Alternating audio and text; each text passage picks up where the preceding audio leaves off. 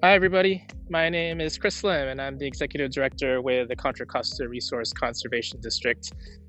Joining you today from what is hopefully the potential future site of our Living Levee. But before I get started talking about that, I just want to thank a few folks, especially to John at Hack for Earth, and then our partners who have really been helping to guide our discussions here for the levee, including Methune, and Hyphy Design Lab, and our landowners here, East Regional Parks, our future partner. So thank you so much for all your help, and to all the groups working for Hack the Bay and Delta. Thank you for participating. I'm real excited to see what you all come up with over this past month. But back to the Living Levee. Where I'm standing right now is going to be underwater one day. Sea level rise is going to continue to increase, and one day in the future, but not too distant future anymore, where I'm standing will be underwater. And if you notice over here, we have the Rodeo Sanitary District, another major partner for our project. And the idea is that we want to build a nature-based solution to help with the sea level rise and the impending flooding. So what can we do here? Our idea is to build a living levee. So essentially, this is a gently sloping marsh, if you can imagine, kind of starting down here at the bay, and then it gently slopes up and up until it reaches the sanitation district. And because of that gently sloping marsh and the plants that we'll be able to plant, we'll be able to keep up with sea level rise and the increasing levels of water. And the same way, the marsh will be able to migrate further up the levee. And so this is a strategy and a tactic that we can use here, and that other places all throughout San Francisco Bay can use as well to help with sea level rise. So why do this project? Climate change is here, sea level rise is coming, and we're needing to protect and build resiliency into our watersheds and communities. So instead of building a tall vertical seawall and just putting concrete into the bay to protect our communities, we can do something that's a win-win-win situation for everybody.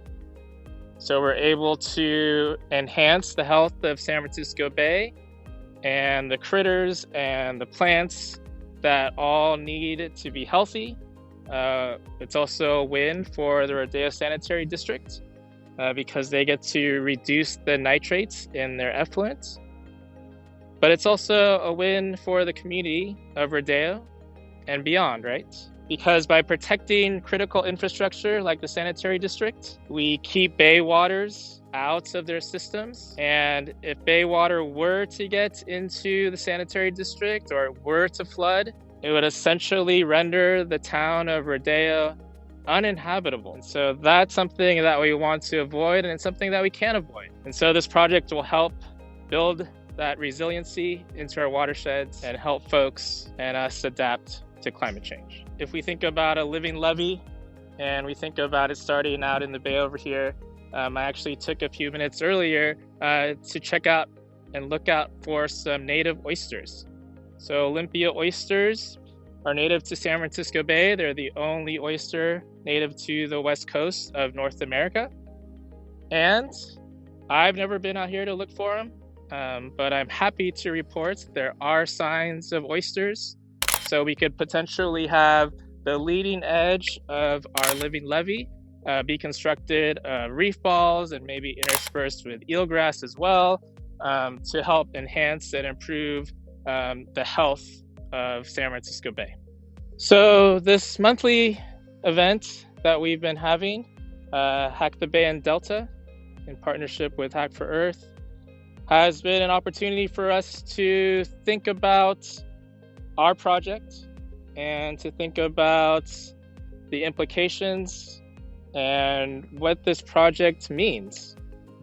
We often, as sort of underlying all our work is the science of it. but how can our project have greater implications than just restoration? So our group thought a lot about the social good that a project like this could bring. And we thought about how our project can be bigger than just the science. I do restoration work, to increase the health of our planet and our watersheds, but I also do it for people.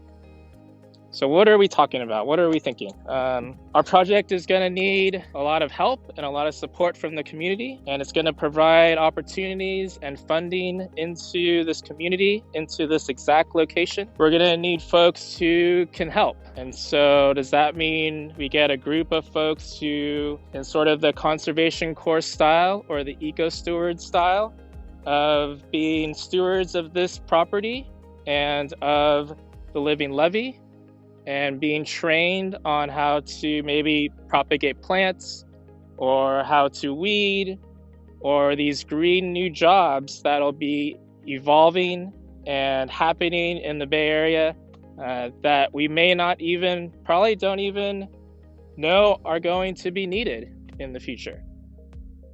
And so I imagine this spot being a place where people come and recreate, and they take tours, and they have access to the shoreline, whether that's for fishing, whether that's for a spur of the Bay Trail that we want to come out here and sort of end in this terminus where we have interpretive panels talking about the levee, where we maybe have those telescopes. I would love to see that out here.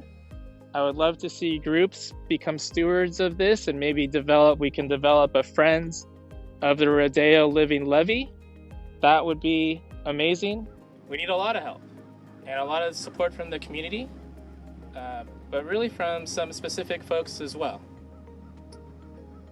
So in regards to future generations of restorationists, of designers, I'm asking young people to get involved and to learn about potential nature-based solutions that we have in the places where you live. So what could that look like? Sort of trying to find a pathway, because these jobs are going to be needed. There's going to be people who need to be working at the Resource Conservation District. This is generational work. I recognize that, and we do at our organization. So that could look like, taking a pathway in college, or starting out even younger and thinking about our environment and our natural world and how we can conserve it. What classes you can take, what organizations could you intern at, such as the RCD? Could we get models drawn up? Could we get young people thinking about other solutions that we haven't even thought about yet? And I'm reaching out to all college students right now, no matter which college you're at, no matter which college you're going to be at. Our local community colleges here in Contra Costa, some of our larger universities. So thanks everybody for tuning in. Thank you for all the work and all the work that we will be doing still on this project. We're just in the starting phases here with all your energy, enthusiasm, and passion. So thanks again. Take care. Stay safe. Thanks, everybody.